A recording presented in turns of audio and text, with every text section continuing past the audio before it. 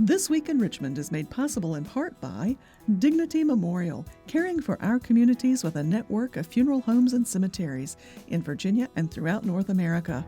More information about Dignity Memorial's providers is online at dignitymemorial.com. The Virginia Chamber of Commerce, the voice of the Virginia business community, working in legislative, regulatory, and political arenas to promote the free enterprise system.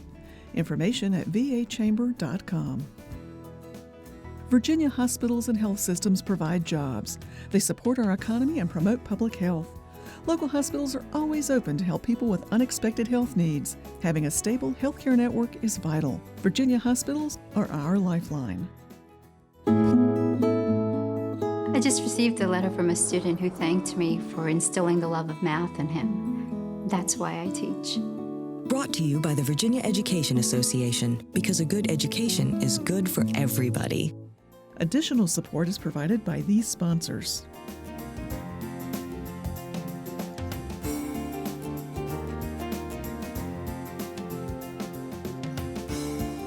And by the members of Virginia's public television stations. Thank you.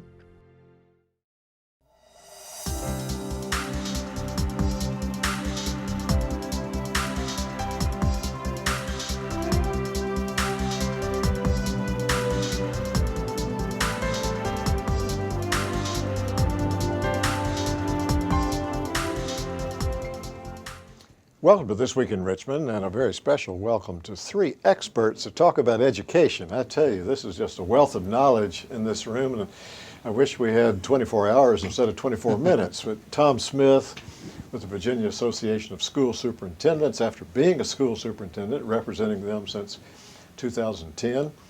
Rob Jones with VEA, with a career in teaching and working with Senator Robb, as you were just saying, and now the key lobbyists, main lobbyists, I think, for VEA over the years, and Chris Duncombe, make sure I get your name correctly, with the Commonwealth Institute for Fiscal Analysis. Yes, right? and it's Duncombe. Duncombe. D. Okay. Sorry. Okay. Well, make sure we get that right, because and I had it wrong. Apologize to you. But really interested in the three of you coming at it from three different angles and three different sets of information, but all collaborating on education to talk some about the 2016 session, and then also what lies ahead beyond that. And why don't we start with you, Tom, and then go with Rob, Chris, and then you all let's interact as we talk on the subjects. Well, we felt the 2016 session was productive for public ed in the Commonwealth, particularly in terms of making some steps back to where we were from a budget standpoint in 2008. I think our association worked very hard to educate their delegates and senators about what the cuts have done to them since 2008 and what needed to be done in order to get back on track. We're being asked to do a variety of things in our localities, and we need the funding to be able to do that. So I think that was our major issue, was the budget. There were others certainly important, charter school amendment and some of the others, but that was really our number one perspective and number one issue that we were addressing this year. Rob? I would just like to echo what my friend has shared with you. We had over an $800 million addition to funding for our public schools. It's badly needed, and so that's very gratifying. And I think probably the most gratifying aspect of this session was that some of the legislators were listening, and the rhetoric towards public education is changing. You know, over 90% of the kids in our state are in public schools. And I think back to the moment when Delegate Massey, who is chairman of the elementary and secondary subcommittee of House Appropriations, when he presented his report, he said that what we're doing today won't get us back to where we were in 2009, but it's a significant stride in the right direction. And I think to hear that was very encouraging about the General Assembly's future commitment to public education. Because as he said, we took a step, but we have further to go. Chris? Thank you for having me here. Yes, I agree with both Tom and Rob tremendously that the budget was a very important accomplishment in the K-12 education field, particularly in shifting momentum and starting to kind of turn the corner in support for Virginia's schools. During the financial strain of the recession, it was really difficult to fund schools at the levels that they need to provide the services to all their students. And in this budget that was agreed upon by the governor and lawmakers, as Rob pointed out, restored over $800 million over the 2-year budget, over the current budget. And that is really important progress in starting to shift Virginia into more appropriately supporting Virginia schools. So you say it turned the corner. That's probably a good expression from all of you, that it turned the corner, but was still a great deal to go. You were talking some before the show, going back to 1992. Tell those comments. Well, I think that we're also seeing a change in the shift of what the public wants of their schools, what parents want, what industry wants, what employers want. We were headed in a way back in the 90s towards more of an integrated approach to education, and then there was concern, and some of it justified, that some children may not have had a core content, a core knowledge, the way that the General Assembly and some others felt that they needed to, and so we shifted. Along came after that, we came with No Child Left Behind, which from a national standpoint was doing the same thing, and that really has directed what we do in education since that point in time. And what we're finding is that in order for our children to be competitive, not only locally within school divisions, but also nationally and internationally, they need more of an integrated approach to instruction, how they look at problems, more of a problematic and programmatic standpoint.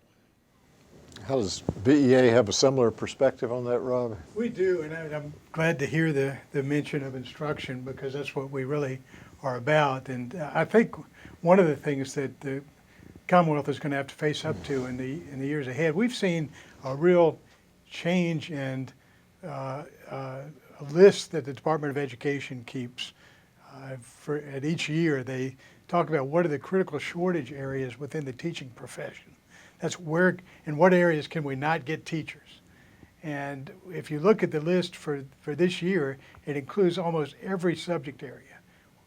We're having a horrible time attracting people to our classrooms. We're at a period of time where demographically we have a lot of the baby boomer teachers retiring, and we've really got to position Virginia to attract and retain teachers going forward. And the latest, JLARC just posted how does Virginia compare to other states for the 2016 version, and they've noted that we are $6,784 below the national average. And we have to attract teachers from out of state. We only prepare about half the teachers we need in Virginia. So if we're going to, the most important aspect of instruction is the quality of the teacher.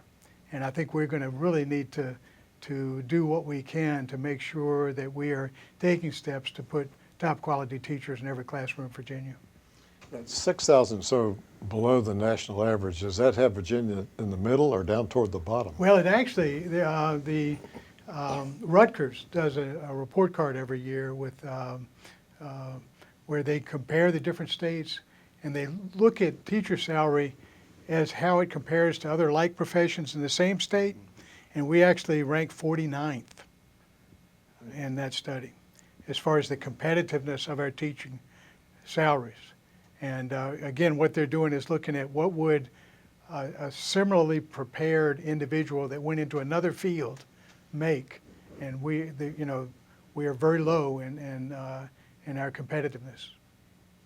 Are those some of the issues that you all look at? Yes, absolutely. And particularly attracting and retaining teachers in areas that are particularly challenging in Virginia, areas of high poverty.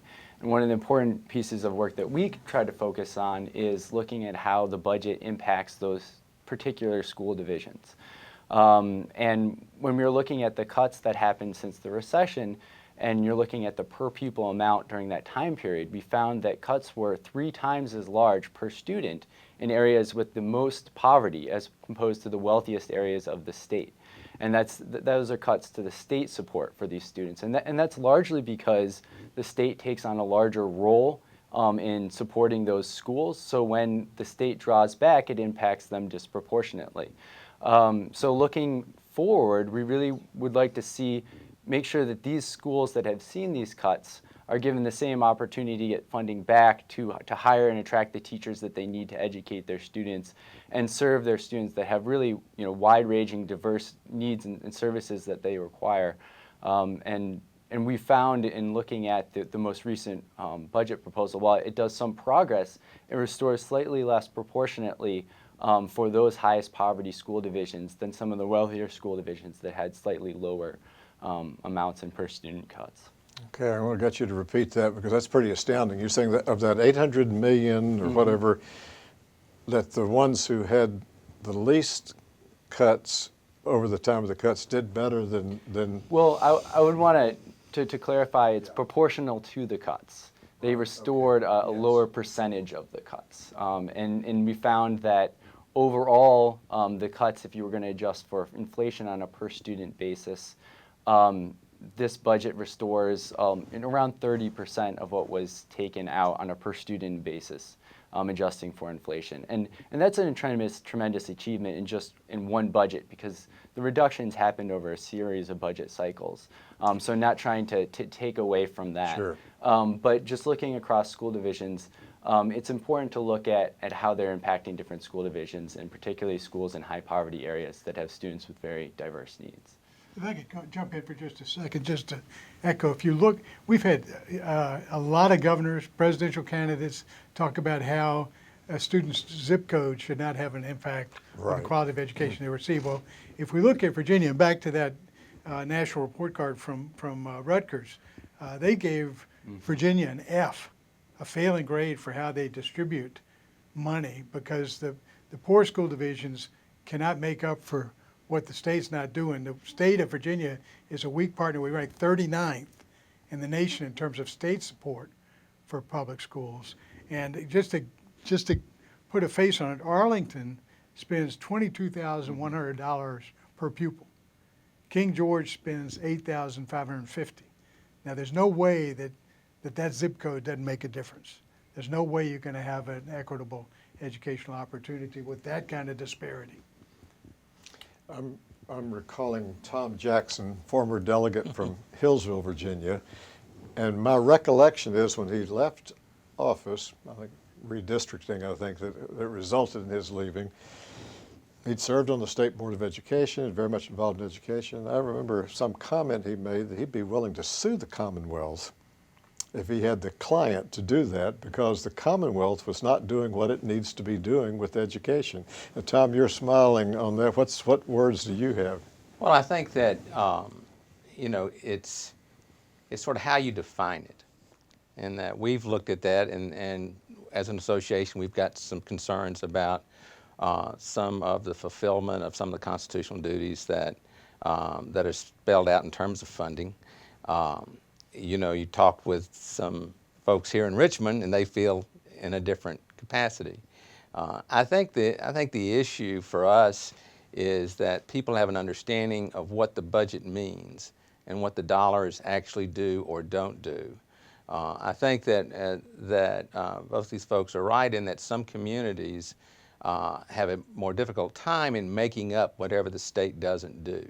And I think that when the JLARC did its report last September, it showed that the vast majority of the burden in funding on education has shifted to localities. And so localities' ability to make up that difference, is different from different parts of the state. Northern Virginia has some economic issues that Southside doesn't have. They have some costs they don't have, but they also have some abilities they don't have. And so it really depends. We have a very diverse state, but localities have struggled since 2008 in trying to make up the differences, some more successfully than others, just based on their circumstances. But we feel that this was a good first step, I'll restate that, but we're not sure that it's an end in of itself. It's our hope that the state will continue to look at the importance You know, the governor's mentioned it. It is a a training factor is important in being able to recruit businesses and jobs to come to Virginia. That's been something that's been in the research for a long time.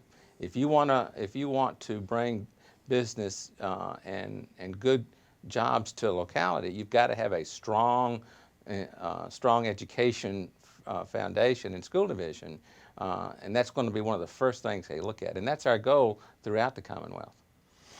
Critical shortage. Go ahead. Yeah, I think with Tom Jackson's question about suing the state, I think maybe a way to look at it would be, is the state exposing itself to suit? And I think the underlying question there is have we forgotten the constitutional construct for funding public schools in Virginia?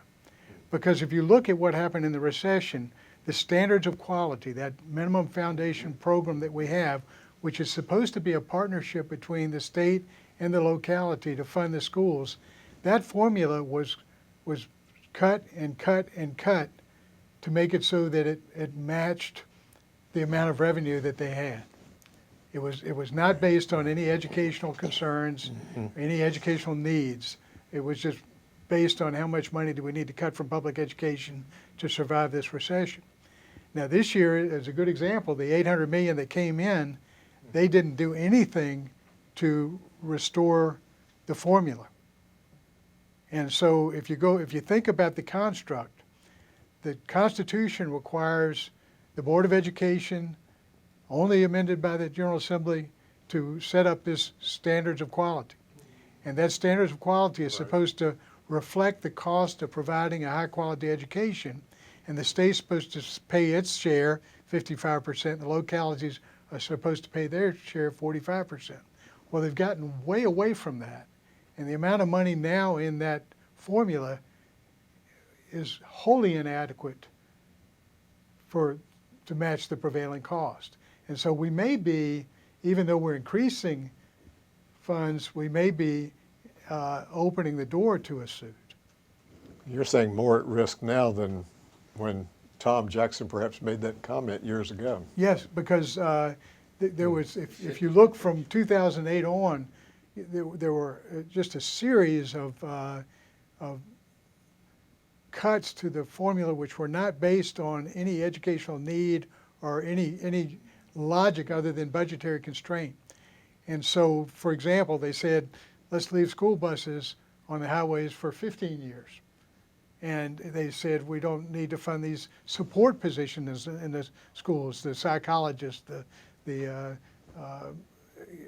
all the people that are outside the classroom that do the work to support what's going on in the classroom.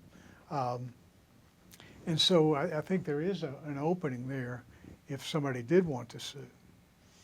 Going back to what you were talking about, the severe shortage of teachers, do you find in VEA and maybe school superintendents, and you all may look at it too from a fiscal basis, that a certain percentage of teachers move to the divisions where they can have a better income?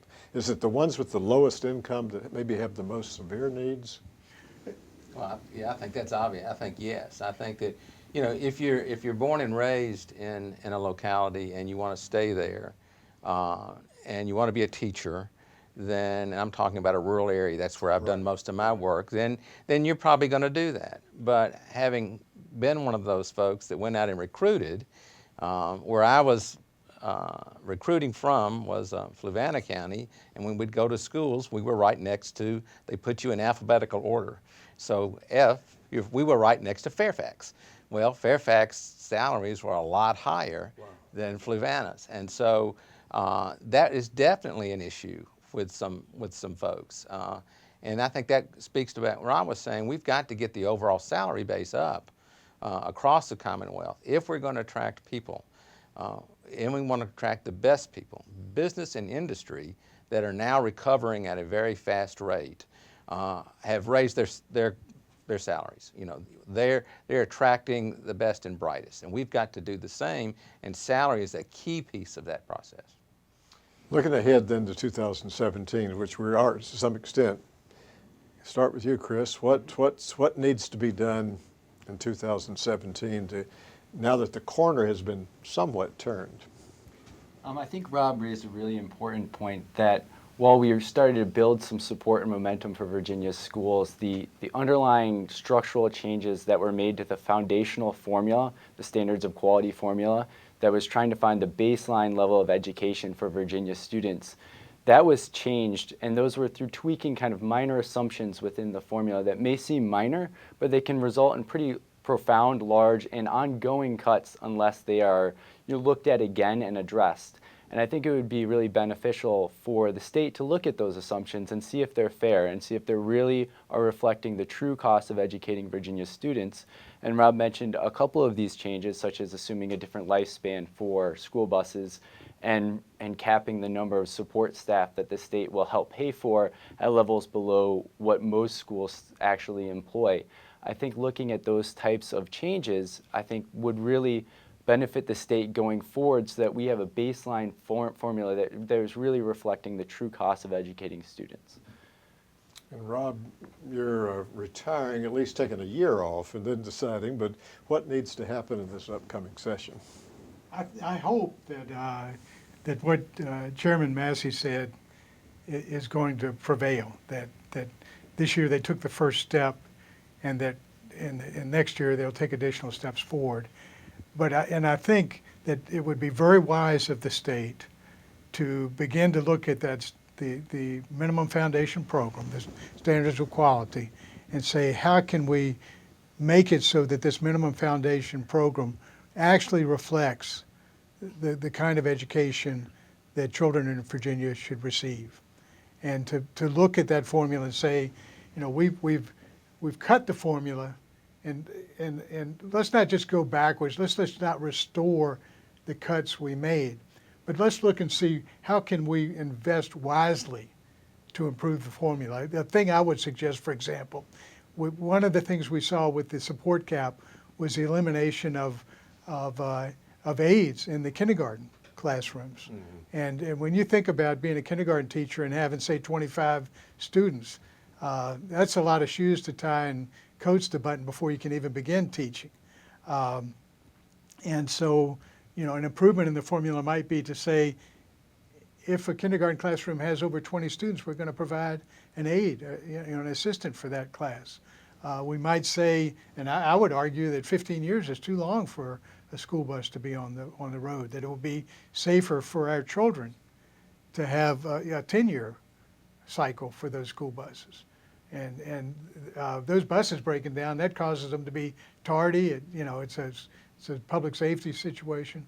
And then other things, for example, our elementary schools are getting very large. And we have assistant principal positions in the SOQ for high schools, but we should probably look at assistant principals for those large elementary schools. Those are kind of things that could be done to support our localities in providing a high quality education for our children.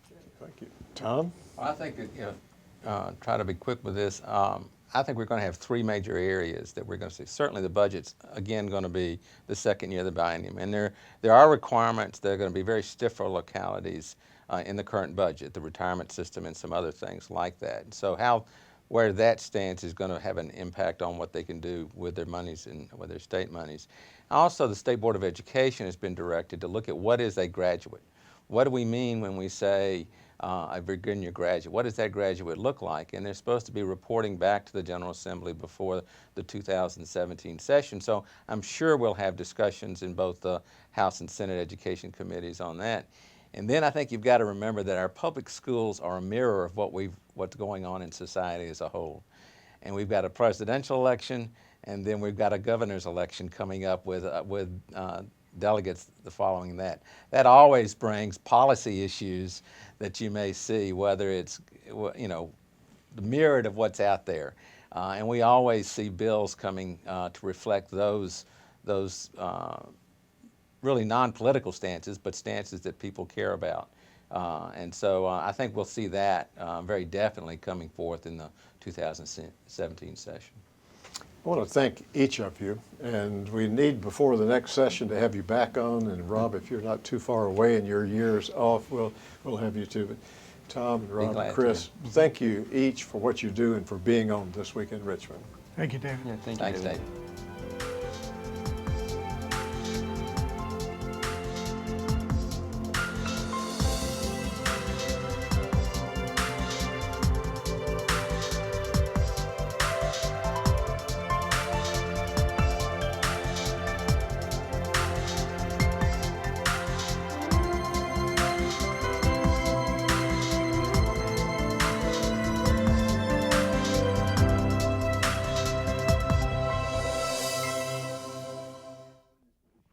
This Week in Richmond is made possible in part by Dignity Memorial, caring for our communities with a network of funeral homes and cemeteries in Virginia and throughout North America. More information about Dignity Memorial's providers is online at dignitymemorial.com. The Virginia Chamber of Commerce, the voice of the Virginia business community. For jobs, the economy, and public health, Virginia Hospitals, our lifeline. The Virginia Education Association, because a good education is good for everybody. Additional support is provided by these sponsors.